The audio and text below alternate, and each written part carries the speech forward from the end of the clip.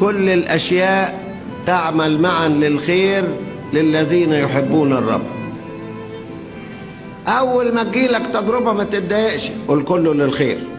التجربة دي وراها بركة. إيه البركة؟ أنا ما أعرفهاش دلوقتي، لكن هي وراها بركة، وراها بركة. وتعيش مطمئن كده.